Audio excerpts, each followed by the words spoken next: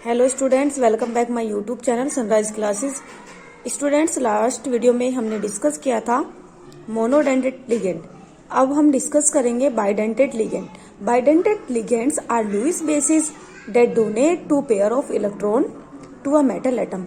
यानी कि बाइडेंट लिगेंड ऐसे लिगेंड होते हैं जिनके पास 2 डोनर एटम होते हैं, या जो सेंट्रल एटम के साथ 2 कोऑर्डिनेशन बॉन्ड बनाते हो वो बाइडेंटेड लिगेंड कहलाएंगे। जैसे for example oxalato, glycinato, ethylene diamine, di ethyl glyoxime, जिसको शॉर्ट में DMZ भी बोलते हैं। उसके बाद नेक्स्ट है tridentate ligand. Those ligand are Lewis bases that donate 3 pair of electron to a metal atom. यानी कि ऐसे लिगेंड जिनके पास 3 डोनर एटम होते हैं, या जो सेंट्रल मेटल एटम के साथ 3 कोऑर्डिनेशन बॉन्ड बनाते हैं, ट्राइडेंटेड लिगेंड कहलाते हैं। For example di ethylene triamine. उसके बाद नेक्स्ट है polydentate ligand. Polydentate ligand which are attached to the central atom through more than 2 atom.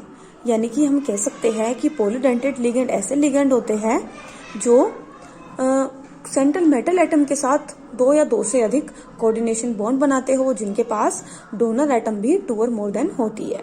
For example EDTA, यानी कि मैंने शॉर्ट फॉर्म में लिखा है EDTA means ethylene diamine tetra acetate. इसकी स्ट्रक्चर भी मैंने यहाँ पे बताई हुई है।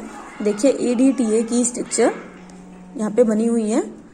इसको ethylene diamine tetra acetic acid भी कहते हैं, या इसका दूसरा नाम है हेक्साडेंटेट। ठीक है। उसके बाद नेक्स्ट है Warner theory of coordination compound.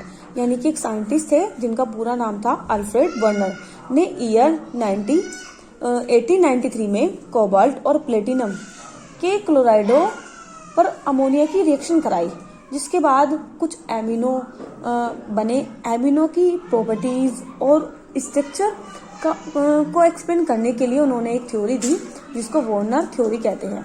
किसके लिए है ये? कोऑर्डिनेशन कंपाउंड के लिए। तो वॉर्नर थ्योरी के कुछ पोस्टुलेट्स भी है।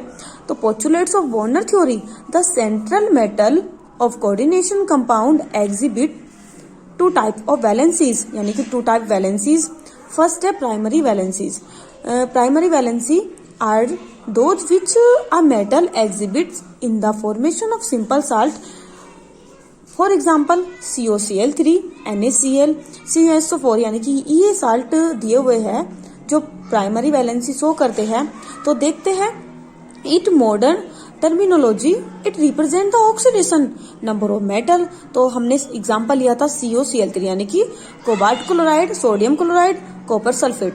तो हम यहाँ पे सबसे पहले प्राइमरी वैलेंसी निकालेंगे कोबाल्ट की। तो कोबाल्ट की यानी कि COCl3, उसकी जो प्राइमरी वैलेंसी आएगी वो 3 आएगी, और जो ऑक्सीडेशन स्टेट आएगी वो +3 आएगी। उसी तरह से NaCl में जो सोडियम की ऑक्सीडेशन स्टेट आएगी वो +1 आएगी।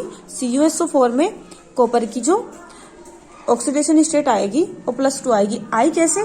देखिए COCl3 यानी कि हमने लेट कर ली X। हम जानते हैं कि जो क्लोरीन पर चार्ज होता है -3 होता है। ठीक है। तो यहाँ पर जो X -3 = 0, तो कोबाल्ट की कितनी आ जाएगी? X = +3, यानी कि ये कोबाल्ट की ऑक्सीडेशन स्टेट आ गई। उसी तरह से NaCl में Na की हमने निकाली है, CuSO4 में कॉपर की हमने निकाली है। उसके बाद नेक्स्ट है the primary valencies are ionizable. These are written outside the coordination sphere. These are non-directional and do not give any geometry to complex compound. For example, हमने यहाँ पे कोई एग्जाम्पल लिया है, यानी कि कोई कॉम्प्लेक्स कंपाउंड लिया है CONH3 तो firstly number of primary valencies कितनी होगी? Primary valencies 3। ऑक्सीडेशन स्टेट होगी +3। कैसे निकाली है? ये निकाली है, यानी कि हमें कोबाल्ट की निकाल ली है, तो इसकी हमने लेट कर ली X। अब हम जानते हैं कि जो अमोनिया पर चार्ज होता है, यानी कि वैलेंसी होती है वो 0 होती है। उसके बाद प्लस, और क्लोरीन पे होती है -1। तो यहाँ पे क्लोरीन के 3 एटम है तो -3 हो जाएगी।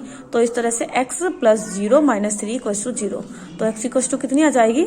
+3। ये हमने फाइंड आउट कर ली कोबाल्ट की ऑक्सीडेशन स्टेट। इसके बाद सेकेंडरी वैलेंसी नेक्स्ट वीडियो में डिस्कस करेंगे।